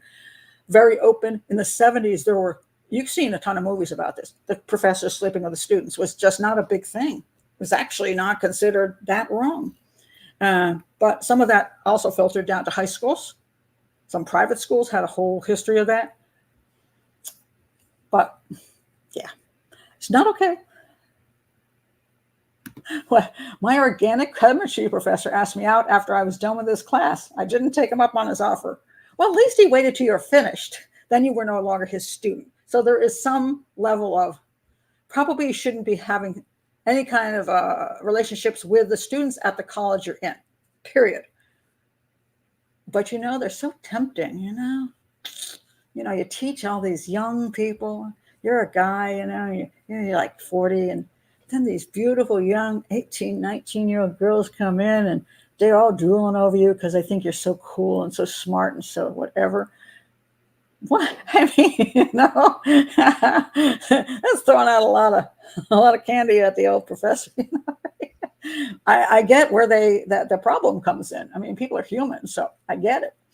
And girls do like to, sometimes they were looked up to an older man, but one that was, brilliant and all this, whatever. Yeah, but I did get an A for skinny dipping. And when I went to Africa with him, and that's the pictures I showed when I showed the Diane Fossey thing. So I was at a community college, and he sponsored a trip to Africa and to Togo, and parents like he would give this like speech to the parents. Parents would come and he'd say, "Oh, we're going to be studying with the chief's village," blah, blah, blah. And they were like, "Oh, okay." And I'm thinking, you parents have no idea what was really going on there, because when we got to Togo, one of the female students, she married the chief of the town in Chichao. She became his fourth wife, and she did a study on Cabre sexual custom. She got an A, let me tell you. And she also had an affair with the vice president of the country. So, yeah, and I think the women there didn't wear clothing above the waist, and neither did we when we were there. So the professor he was a boob man, so as opposed to an ass man. So he had all these boobs around him of all, shades and all levels of ages. and he was in seventh heaven, and that's what was going on. And there were people sleeping with each other, and all kinds of stuff was going on. It was very 70s, early 70s, and the parents had no freaking clue. They're like, "Oh, our children are off with the professor and they're learning anthropology. Isn't that lovely?"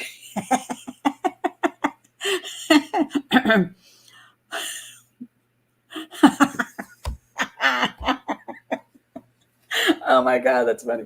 I nearly got porked by my geology teacher at 16, but it did nothing for my grades. Well, you gotta have a good deal, you know what I mean?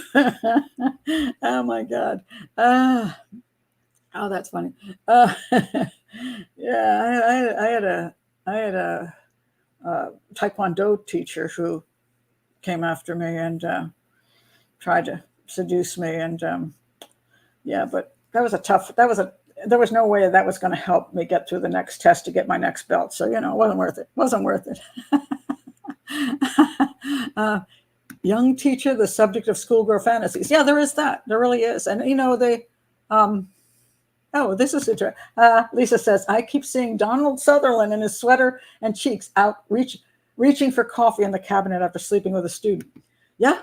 I mean, it really was a big thing in colleges, especially in the 70s. And so some of the schools have had long time repercussions from this. Schools that are very, very fancy, mind you, that today are like, they've got this history where their teachers are sleeping with their high school students and stuff. But it was 50 years ago, and whether that would be likely to happen as easily today, same thing with colleges and community colleges or private colleges. Probably, I don't think it happens as readily or as easily today, because there's a little bit more oversight. But it was really 60s and 70s. It was free love, and so that's what the pill did. It's like, oh, look, I take the pill and we can just play. So, did you really do 8 years of Taekwondo? Good for you. Oh wow, that's great. Yeah, I had a very unfortunate Taekwondo experience because I was at the first Taekwondo school in the United States, which was the Junri School in Washington, D.C. Nobody but me, that, and I don't mean to be doing terrible accents of Junri and a terrible Korean accent. But anyway, I dated his nephew, and I learned to speak a little bit of Korean. Which means I love you. And I told him, no, I won't say that. So I want to know how to say, I like you very much. It's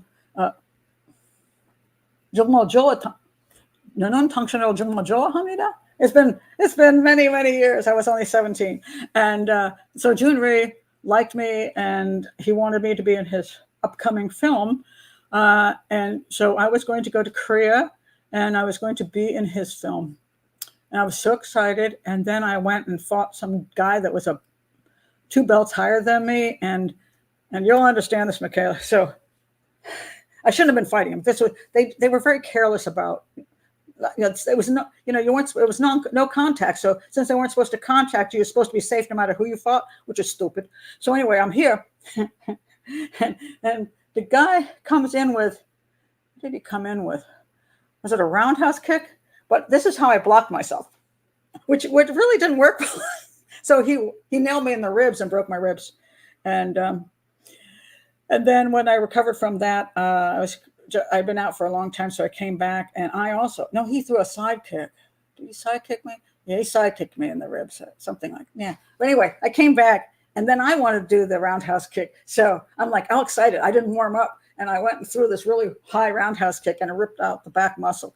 And because of that, I couldn't function, and I was not able to be in the film.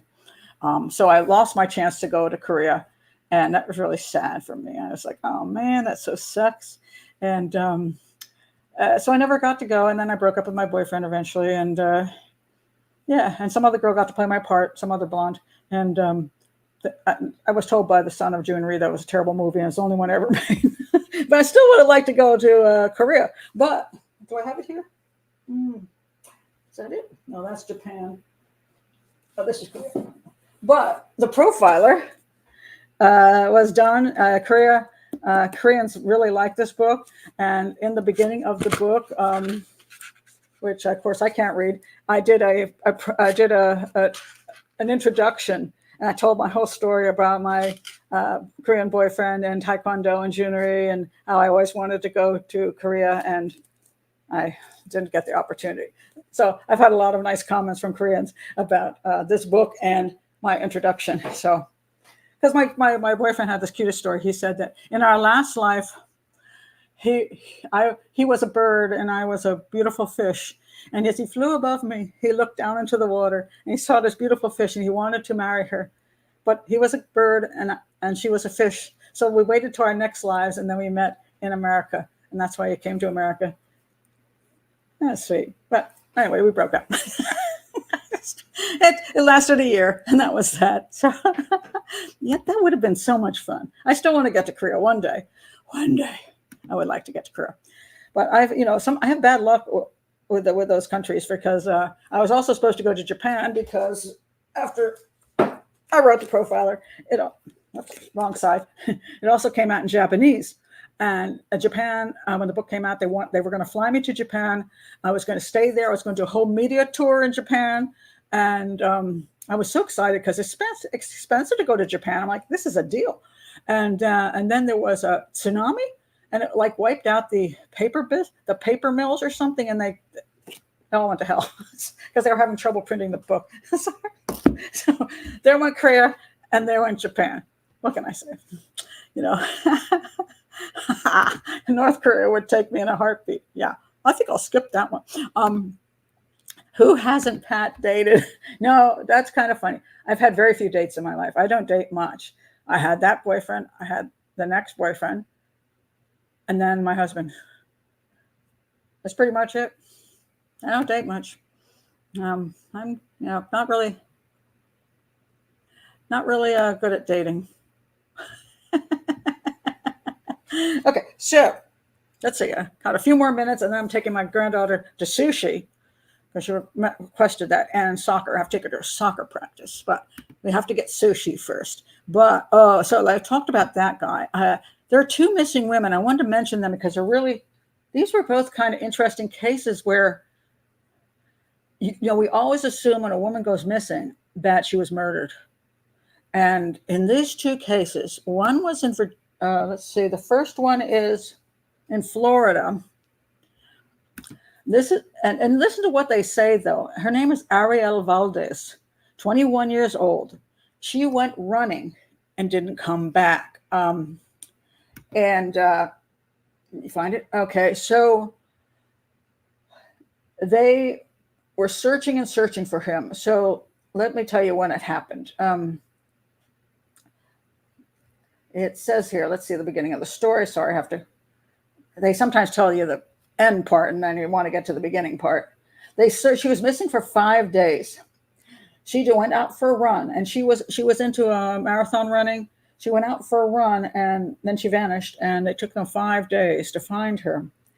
And they finally found her at this location. The body, she was found in the river. And so the question is, was she grabbed and murdered? And we haven't had any necessary information about the autopsy yet, so I don't have an answer for what exactly happened. However, this is what they say, and there's two statements that were interesting. One is, the sheriff's office said there was no evidence to indicate foul play. Now, that doesn't mean there isn't foul play, but so far no evidence, and the medical examiner's office is looking for a cause of death. But here's something they said, what the family said, which I found very interesting. They said she'd been training for a marathon and running long distances. On a post shared by her family on Facebook during the search, also said she had, quote, been having panic attacks as of very recently and has not been speaking much the last week. Now, when a family admits this, to me, that's just a little bit of what is really going on. Because most of the time the family will say she has nothing wrong with her. She's perfectly happy. She smiled when she left and nothing wrong in her life. Everything's great. So therefore she was murdered. They're indicating that she has some kind of problem, some kind of emotional, mental problem going on. Because why is she having panic attacks? Why isn't she speaking to people? And so when the police say there's no foul play, obviously this means that it's possible it's a suicide. Don't know that it is at this point, but I'm just saying when you look at that and you go, so maybe we have to just wait and be patient. And if it is, she took her life, it would be nice that it doesn't turn into one of these crazy cases where, like Riley Strain, where in spite of the fact it's pretty clear he got drunk and fell in the drink, that we don't go on for years with all these YouTube channels making claims that he was murdered when there's no evidence of that at all. At this point, there's no evidence she was murdered, no evidence of foul play, and evidence of issues just prior to this happening, which means it may have something to do with what happened to her. But we should wait and be patient. That's one case. Then there's another one. This woman, her name is Autumn Cleveland, and she went missing in August, and she's from Virginia, near state over from me, but in our area. Let me find that one. Virginia mom. Okay, she's a Virginia mom, and it says here she's from Virginia.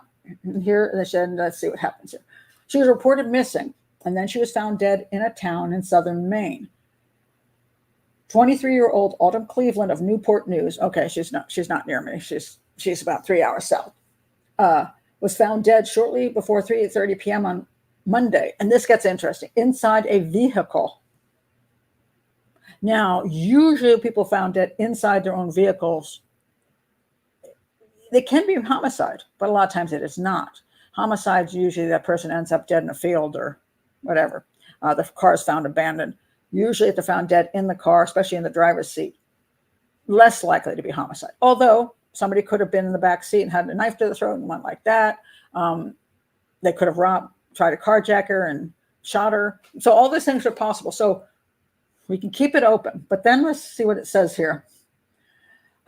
In the days before she was found dead, social media posts were thousands of social media posts because she was, what happened to her. Now, the police say this, which is this one bothers me.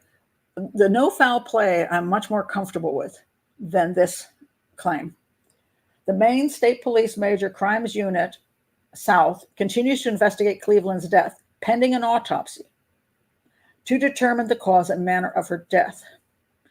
So it seems to me there's not obvious foul play. I think that's what they're saying at this point. But then they say, authorities said there is no danger to the public. Okay, I want to explain the danger to the public because I find this one kind of interesting. No danger to the public means one of two things. The person committed suicide, OD'd on drugs, or they were murdered by someone they knew, and therefore the theory is that that person is not going to go out and kill other people.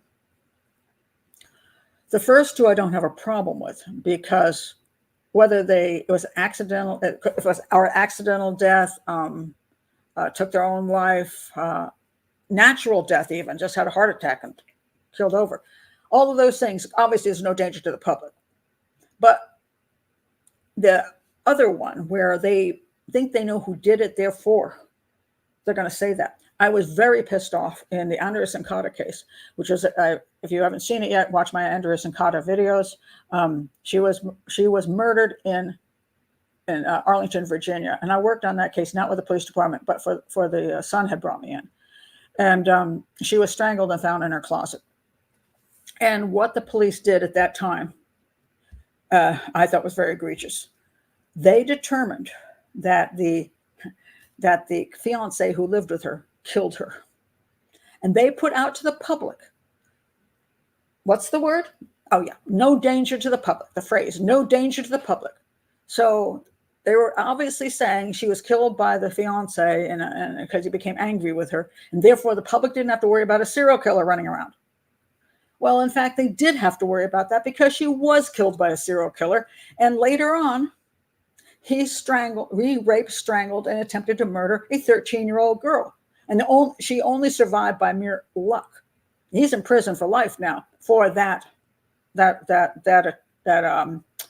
murder. And he's also confessed to the murder of Anderson Cotter, although he says it was hired by the fiance. So that's a whole nother bunch of bunk, right? But the guy's a serial killer. And they told the public they didn't have to worry. Well, they did have to worry. They left a serial killer out there and did not warn the public. That bothers me. So if this woman from Virginia, Autumn, was obviously nobody else was involved in her death, well, then there is no danger to the public. But if somebody else was involved in her death, why is there no danger to the public? And and it's just that's an interesting phrase I've heard used wrongly sometimes and correctly sometimes. So, see your comments here. Oh, yes, there's another mass shooting by I think he's 14 years old. I think 4 of the kids are dead in the school. It's horrifying. Horrifying. I try not to talk about those too often simply because I don't want to give that much publicity to the mass murderer. That's why I stopped doing mass murder shows on national TV and talk about the guy and use his name, show his face, talk about his history and his problems, because that only inspired the next mass murderer going, hey, I can get good publicity too. So I try to not, occasionally I'll speak on it, but only on a certain very limited level. And I won't do any national TV on it.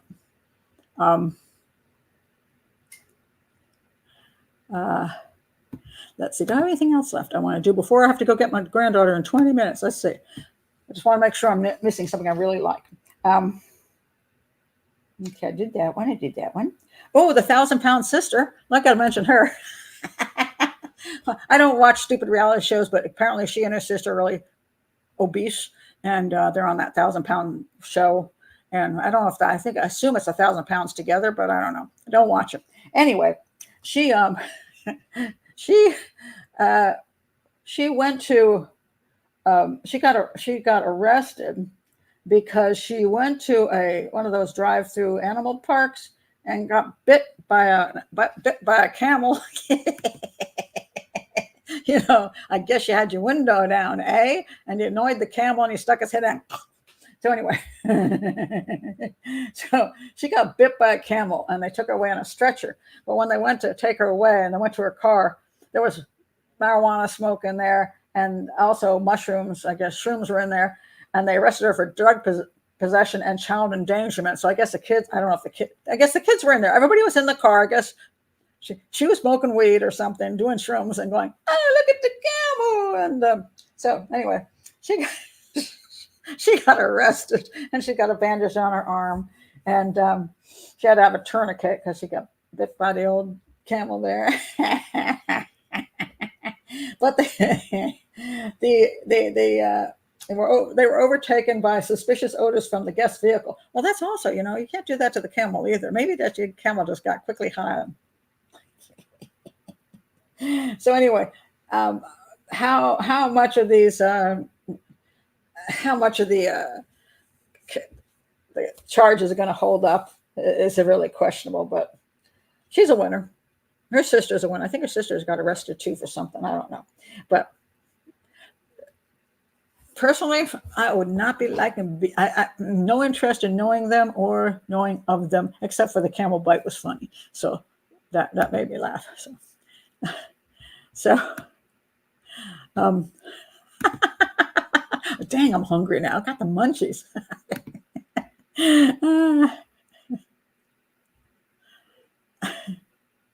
I do like camels. I've ridden 3 types of camels in my life. I've ridden Indian camels, Egyptian camels, and Mongolian camels.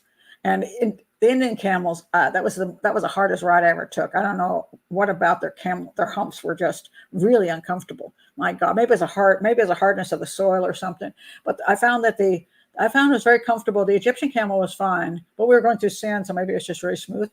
And the Mongolian camel was okay. But the Indian camel, oh my God, it was hard to be on that camel. I was like, every step it's like, that's so uncomfortable. So, but no camel ever bit me. So there we go. That's it for everything else. Oh, one more. Okay. Hawaii mass shooting. This was a mass shooting done in Hawaii. This is not I don't consider this a mass murder. He killed a bunch of people in one house. It's not somebody goes out and shoots up a school or something. But I just thought what was interesting was, if people don't understand this, is this is the suspect. Where'd you go, dude? Where are you? Oh, you're up here. There you are. Okay. This is guy, Hiram Silva. He was the guy that did the shooting. And so family members have identified the suspect as 58-year-old Hiram Silva. He shot 4 people. 4 people were killed. He shot more people. And there was a dispute between neighbors. And so this guy said it was Hiram Silva. They described Silva as a family man and a loving father, but also a person who just killed a whole bunch of people. Loved ones have also confirmed the identity of one of the victims in the Saturday shooting in Waianae Valley. So there's a woman, 34-year-old Courtney Raymond Arakaki, described as a loving wife and auntie, always happy, smiling, and laughing. She was a protector. Witnesses reported that it happened at a family gathering around 11:15 p.m. when the suspect, who lived across the road, used a front-end loader to ram multiple cars into their home along Waianae Valley Road after a dispute. Multiple victims tried to flee when he opened fire on them. At some point, a 42-year-old male resident of the home fatally shot the suspect with a handgun. Upon arrival, HPD found that 5 people sustained gunshot wounds. 3 of the victims did not survive. There were 3 women that died, and 3 of the women were dead. And then there's a surviving victims, a 35-year-old man, a 52-year-old woman. They were shot multiple times, so 5 were shot. The 42-year-old male resident who shot the suspect was arrested for second-degree murder. He has since been released pending investigation. What do you know about second-degree murder? Because a lot of people immediately go, well, hell, was that not self-defense? And wasn't he not trying to save everybody in that house when he shot the guy dead? The guy was clearly murdering everybody. Why is it second-degree murder? Does anybody know? Because this does confuse people.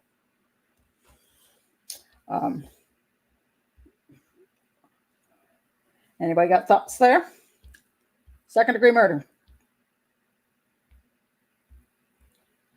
I'm looking for my legal description here. Oh, where's my legal description? Really? I'm waiting for you to say it before I find my legal description. Wherever it went to. I know what it is, but I just wanted to read it. I can't find it. Manslaughter. No, it's not manslaughter.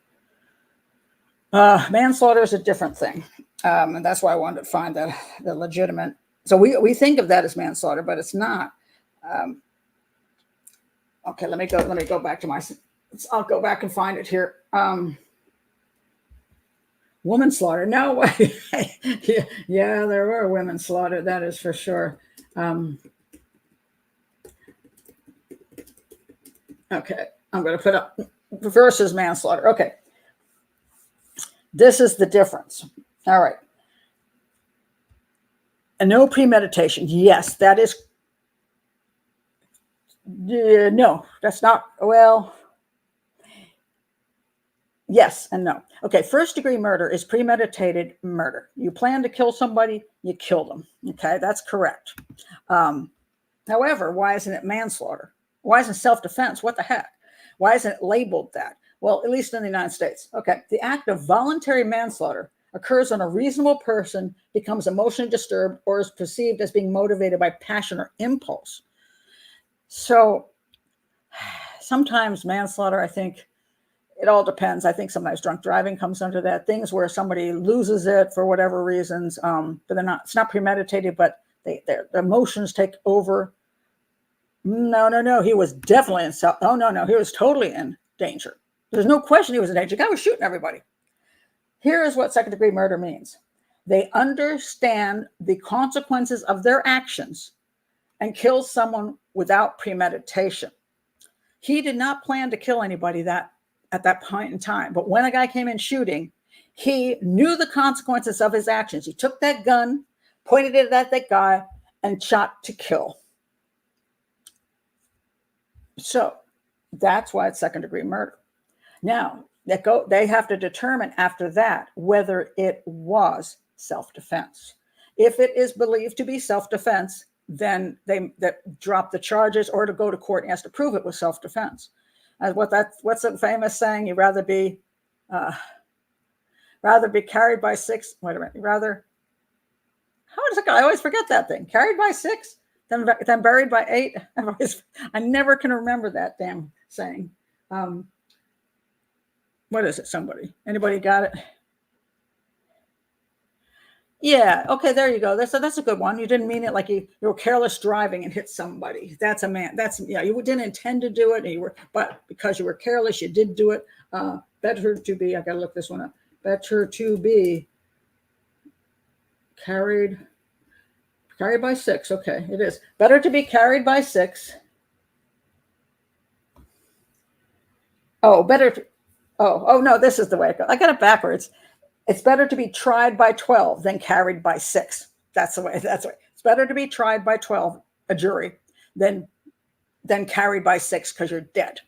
So when you point a gun at somebody, no, it's not buried by 6. It's judged by 12, then carried by 6. That's the correct one. Lisa has it correct. So when you're learning out whether you should, when you have a gun, and I own a weapon, and I went to Mossad Ayoub's training school in North Carolina. I spent a week there being trained. And a good part of the training was going over and over and over when you have the legal support to pull the trigger on that gun. And the basic thing is, if you don't pull the trigger, you think in the next second you will be dead or your child will be dead, because you can kill somebody if they're about to kill somebody else. You can do that, not just saving yourself, but you can save your family, whoever the person is killing. So if you're in a school situation, for example, or at a church or in a mall, and you see some guy shooting down people, you have the right to pull out a gun and kill him. And you know you're doing it. It's second degree murder. You absolutely know what you're doing. You know what's going to happen when you pull the trigger. You know you're going to kill that guy. But you have a good reason, and the good reason is self-defense or the defense of other human beings' lives. But that is the only reason you're ever supposed to pull a trigger. That's it. And at that point, you're like, well, I'd rather go to court, because if I don't go to court, I'm going to be dead or my kid's going to be dead. I'm willing to be judged by 12. So that's the basic concept behind it. But when you see second degree murder, you think, what the heck? Why are they charging this poor guy with second degree murder? He saved people. The guy deserved to be shot. He was killing people. And it just comes off as kind of shocking when you see second degree murder for a guy who you think, did he really murder the guy? Well, he did, but he had a good reason. So that's the way that is. I think that will be it. So I've got to go. I'm taking my granddaughter to really cheap sushi tonight, because it's the only thing on the way to her soccer, and I won't eat their sushi. It sucks. But she absolutely is a sushi freak. And I'm not sure, she just doesn't like to drink soy sauce, but so I'm like, can we just pour it on rice and crumble some seaweed in it, save some money? But she has an expensive habit. Let me tell you, it's a very expensive habit. Just wanted to see if there's anything else of interest here that I wanted to say, but I think I covered it. Oh, okay. All right, one last thing, Adnan Syed, because somebody did ask me about that, and I meant to mention it today. Adnan Syed is getting another court hearing. He's the guy that killed. He was convicted of killing Hae-Min Lee. I've done a whole thing on that, so you can look at my things on the Adnan Syed conviction and Hae-Min Lee's murder, but. He is getting this. It isn't what people think it's going to be. He was let out by our crooked, what is she? Our Maryland State's attorney. She was looking for a political day in the sun, and she got this. She just got the charges dropped against him by saying there are a couple other people who could have done it, and the prosecution withheld that information, which really wasn't accurate. But she was able to do that. So this guy gets out. He's been out for, I think, 2 years now. Okay, now I've lost my. Yeah, I have been losing things today. I really have. Okay, where is it? Adnan Syed. So what's happened is he's getting. There's going to be another hearing, because what happened was he got out, and the brother of Hae-Min Lee was supposed to be able to come to the hearing, but he wasn't given enough notice. So they reinstated his conviction because he didn't get the notice. So he shouldn't have been let off, theoretically, of the conviction without this hearing. But that doesn't mean a whole heck of a lot. What it basically means, they're going to have another hearing. They were reinstated the conviction. Then they're going to have this hearing. The brother gets to come to it. And then they're going to go through the whole charade again.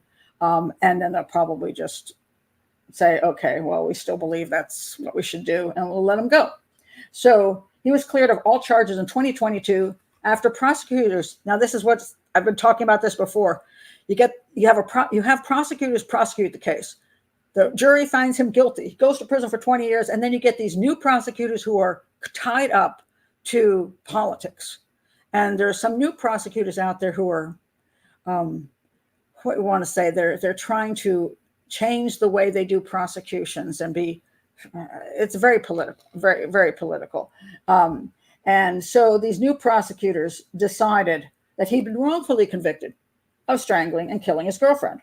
So they just basically, without another trial, without an appeal, without anything, just let him walk. And Hae-Min Lee's family was furious. So like, what the heck? So they made this claim, oh yeah, well, there were these two other possible suspects, which these guys were meaningless because all the evidence was very strong against this guy.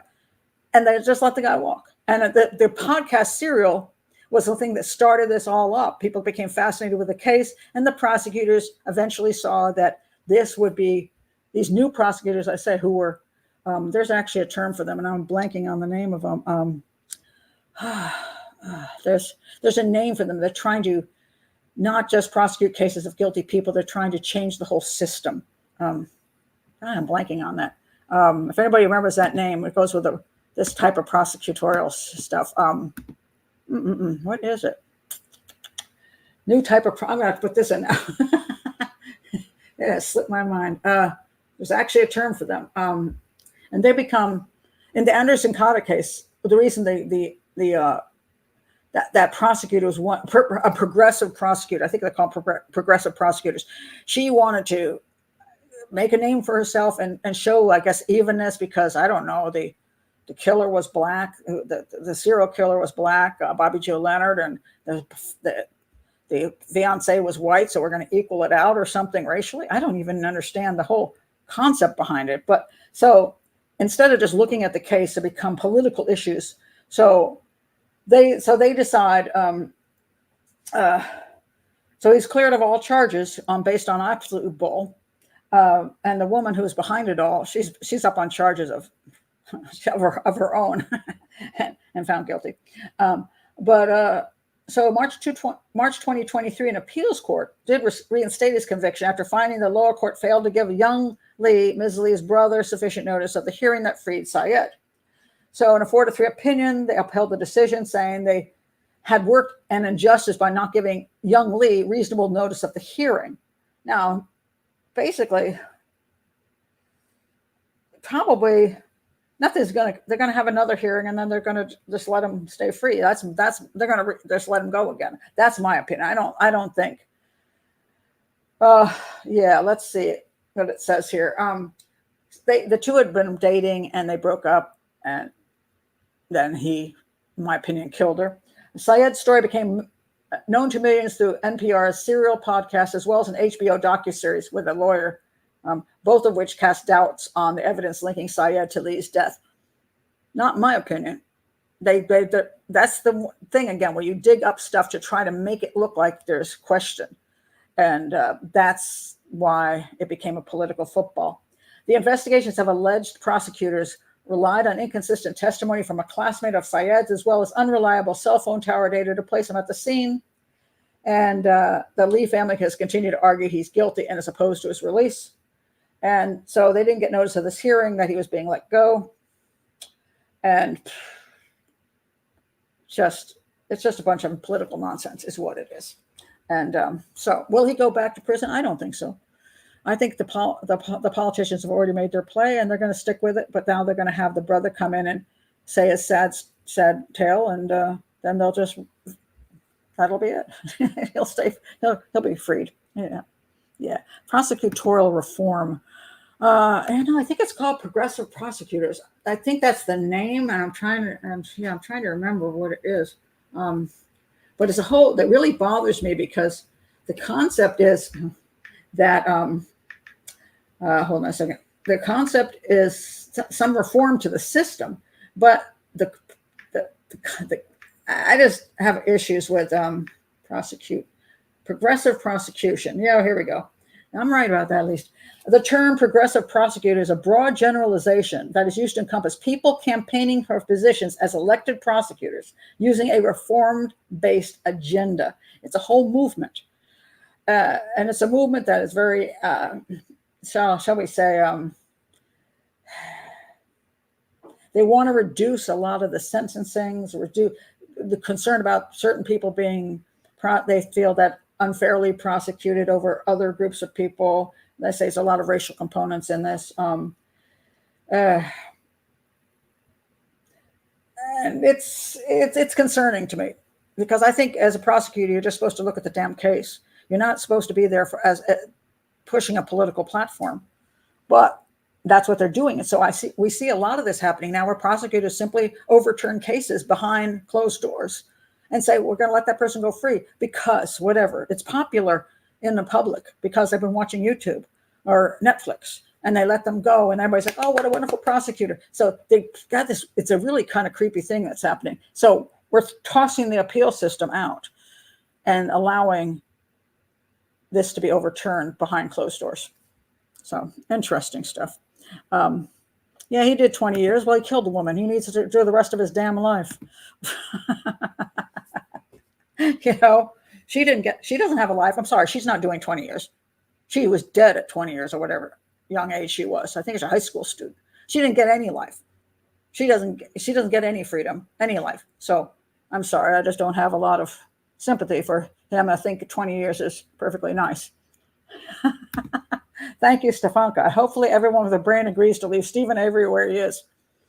But I would not be surprised if a new prosecutorial team comes in, because now the old prosecutors are gone 20 years later, 30 years later. They're gone.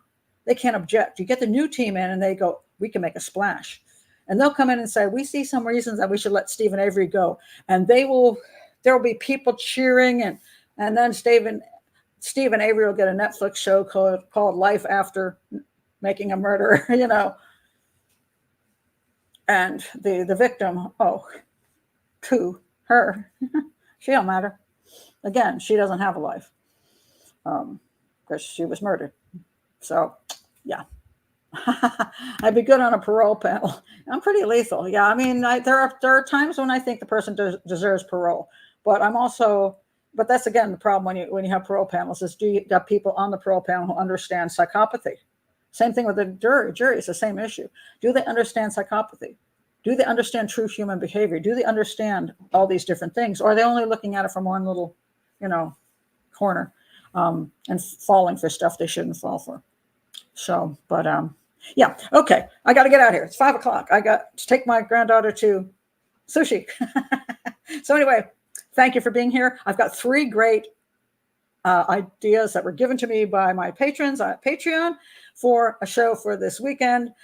So thank you very much, guys. I'm looking for which one of the 3 I'm going to do, because they're all 3 good. And so I've got good stuff to do. And I'll let you know shortly. I mean, Thursday or Friday, I'll tell you which one I'm going to do. And again, if you're new to the channel, please do like and subscribe, or join Patreon and really keep an educational channel going. So night cat's pat chat. Dr. Seuss is in the room. Yeah, well, my cat will have to wait tonight because I won't be home early enough. So it might come in and go, no, I stopped by and I didn't see the food. So yes, feral cat, you're feral. You can wait another hour. So, so thank you guys for being, yes, you keep. Yes, Michaela, you are patrons, but the people watching are not. There are going to be about thousands of people who will watch this show once it goes public. So they're not patrons, but they hopefully will become patrons because it does help support the channel. But yes, everybody in the chat room are patrons, and that's why I love you guys. So yeah, I've got all kinds of fancy treats for him. So yeah, that's a job I don't want. But thank you very much. I appreciate that. Oh, aren't you nice? Okay. Off I go. I must do family duties. So I will see you soon, guys. Bye.